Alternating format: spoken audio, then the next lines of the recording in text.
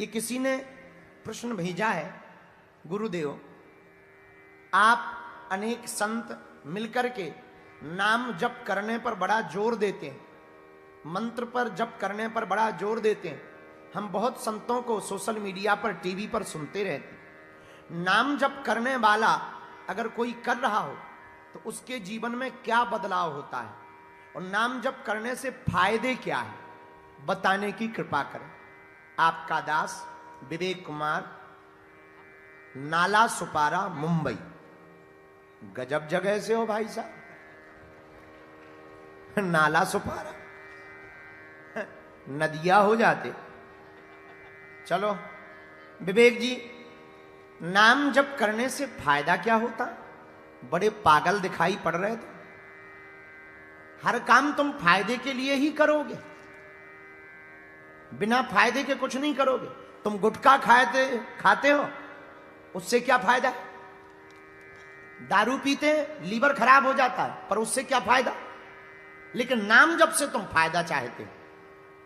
बड़े उल्लू नजर आ रहे हैं हमें, तुम बड़े पागल नजर आ रहे हैं। तुम भगवान की भक्ति में भी फायदा चाहते हो। अरे एक बात नोट कर लो, तुम भगवान की भक्ति या नाम जप में घाटा तो है ही नहीं, फायदा ही फायदा है। पहला फायदा लिखिए। पहला फायदा है कि जो भी नाम जप करेगा वो प्रसन्न रहेगा। प्रसन्न रहेगा तो मंगल होगा, मंगल होगा अमंगल मिट जाएगा। ये हम कोई अप्रमाणित बात नहीं कर रहे। विवेक जी, रामचरितमानस में लिखा है गोस्वामी जी ने, नाम जपत मंगल दिसी दसहूं। जो भी नाम जप करेगा 10 दिशाओं में मंगल होगा। क्यों मंगल क्यों होगा? विवेक जी, राम जी का नाम मंगल करने वाला है, क्योंकि राम जी भी मंगल भवन मंगल हारी द्रिवहु सुदशरथ अजर बिहारी। आपने कहा नाम जप से क्या होगा? अरे जिनका नाम है वो मंगल करते हैं। राम जी कौन है? मंगल भवन अमंगल हारी। नाम जप करने वाले को मंगल हो, अमंगल मिट जाता है। दूसरी बात, अगर तुम हनुमान जी के नाम का जप करते हो तो हनुमान जी भी मंगल करते। मंगल मूर्ति हनुमान जी भी मंगल करते। तो पहला फायदा है प्रसन्नता मिलती। दूसरा फायदा क्या है? जो भी नाम जप करता उसके विकार मिट जाते, विचार शुद्ध हो जाते हैं। क्योंकि एक ही चीज को बार बार रटेंगे तो अन्य विकार दिमाग में, अन्य थॉट्स परेशान नहीं करेंगे, अन्य विचार परेशान नहीं करेंगे। क्योंकि दिमाग एक जगह ही कॉन्सेंट्रेट रहेगा, एक जगह ही स्थित रहेगा। और विवेक जी, जो भी नाम जप करेगा उसका IQ लेवल भी हाई होगा। पूछो क्यों? क्योंकि उसके ध्यान करने की, स्मरण करने की बुद्धि बहुत तेज हो जाएगी।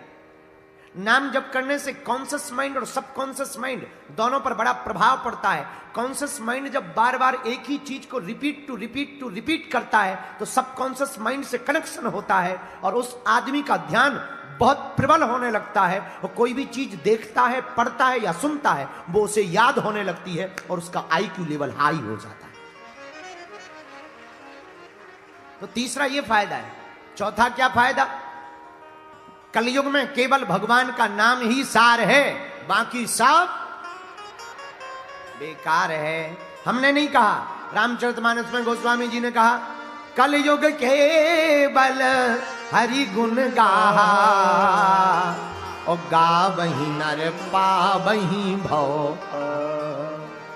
और इतना ही नहीं, एक जगह दूसरी जगह हनुमान जी ने कहा, श्री तुलसीदास जी ने कहा, कलयुग केवल नाम आधार,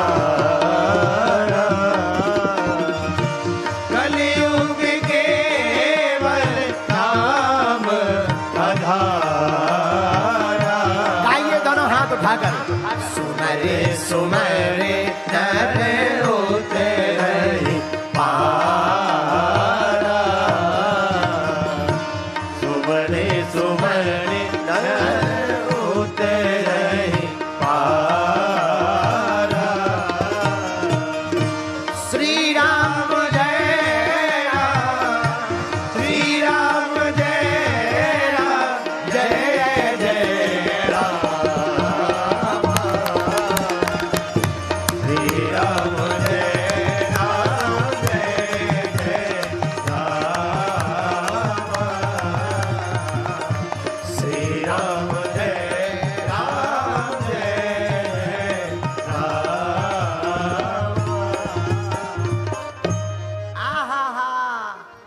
चौथा फायदा है। विवेक जी, आपने पूछा कि जप करने से क्या फायदा होता? ठटरी के बरे नक कटा, इलू इलू करने से क्या होता है? अगर हम ये पूछ लेंगे तो तुम्हारी नानी याद आ जाएगी, तुम्हारा पेट खराब हो जाएगा। लेकिन नहीं, तुम क्वेश्चन केवल यही करोगे सनातन के ऊपर। पर कोई बात नहीं, तुम नाला सुपारा में रहते हो, मुंबई में रहते हो, वहां ऐसा प्रभाव चलता है।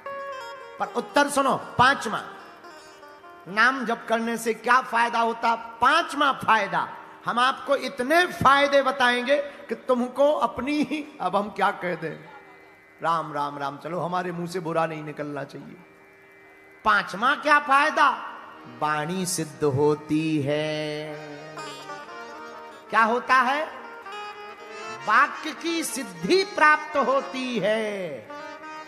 जो भगवान का नाम जब प्रतिदिन प्रतिपल बार बार करेगा, उसकी वाणी से जो निकलेगा वो सत्य हो जाएगा। ये पांचवा फायदा। ये कोई आप प्रमाणित बात नहीं बोल रहे हैं, हम आपको एक घटना सुनाते हैं। उत्तर प्रदेश में एक जगह है आगरा।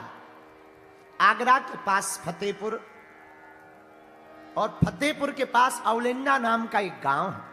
अकबर के समय में एक नाम जपी महात्मा का बड़ा प्रचार था। अकबर ने उन महात्मा का सत्य का परीक्षण लेना चाहा। एक चबूतरा में बकरी, जीवित बकरी को दबा दिया और महात्मा को बुला करके कहा कि आप इस पर बैठो। महात्मा आए, उन्होंने कहा हम इस पर नहीं बैठ सकते। क्यों? इसमें 3 जीवित जीव दबे हुए हैं बकरी रूप में। अकबर ने कहा कि महाराज बकरी तो सही है, पर 3 नहीं है, एक ही बकरी है, बाकी तो झूठ बोल दिया आपने। महात्मा बोले नहीं, 3 है। अकबर बोले अगर 3 नहीं निकले तो हम तुम्हारा सिर काट देंगे।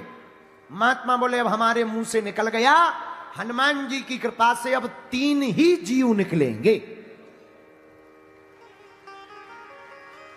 महात्मा ने माला ले ली, चबूतरा को पुनः खोदा गया।